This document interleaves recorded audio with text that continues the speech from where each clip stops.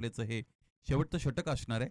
क्षेत्ररक्षणाच्या रचनेमध्ये बदल, आता 3 क्षेत्ररक्षक 30 सर्कलच्या बाहेर प्लेस केले गेलेले आपण बघत आहात. स्ट्रायकिंग एंडला राजेश देसले. आखूड टप्प्याचा चेंडू आणि त्यावर पुलचा फटका बसला. क्षेत्ररक्षक उपस्थित, टिपला गेलेला आहे जेल आणि याचमुळे आता आणखी एक हादरा बसतोय. कानोल ब संघाच्या अडचणी वाढल्यात, कारण आतापर्यंत कानोल ब संघाला लागलेला हा सर्वात मोठा हादरा आहे. फलंदाज राजेश देशले परतला.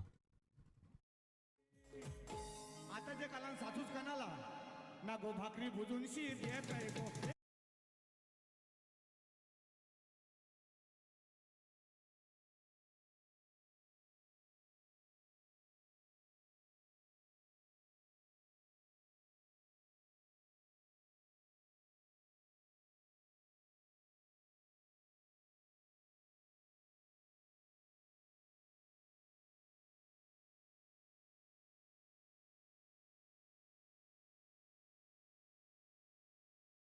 त्याचबरोबर यांच्या वतीने सेम प्राइस असणार आहे. मला असं वाटलं होतं जरा प्राइस वाढेल.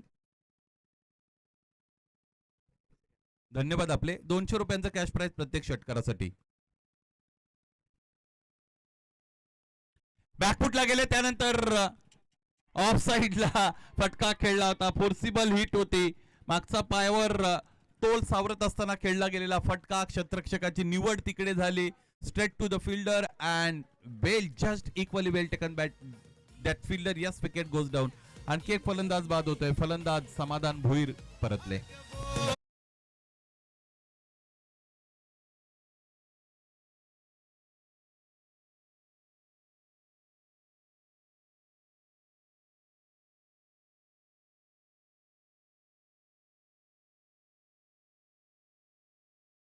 व्यासपीठावर काही मान्यवर उपस्थित आहेत, ज्यामध्ये आपण बघू शकतो नितीनजी ऐनकर साहेब यांची उपस्थिती आपल्याला मिळालेली आहे.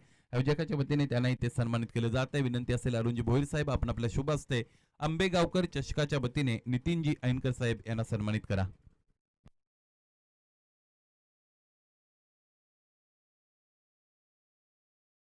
राम पष्टे यांची माहिती मिळते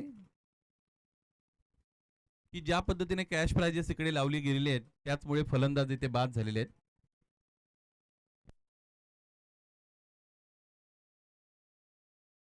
आता सगळी कॅश प्राइजेस बंद झालेली आहेत.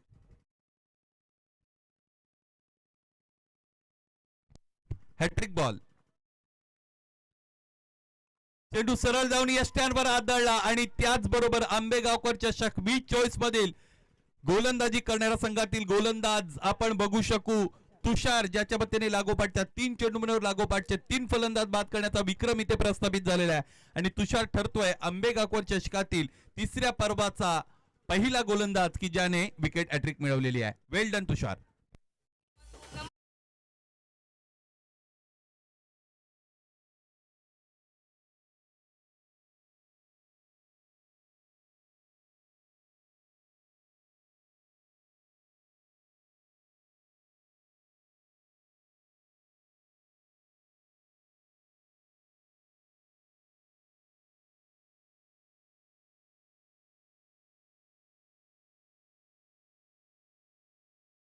कॅश प्राइजेस बाकीची जरी बंद झाली असतील तरी बंटी मैदानाच्या आतमध्ये उपस्थित आहेत, त्यामुळे त्याच्यावर आता बक्षिसांचा वर्षाव होत आहे.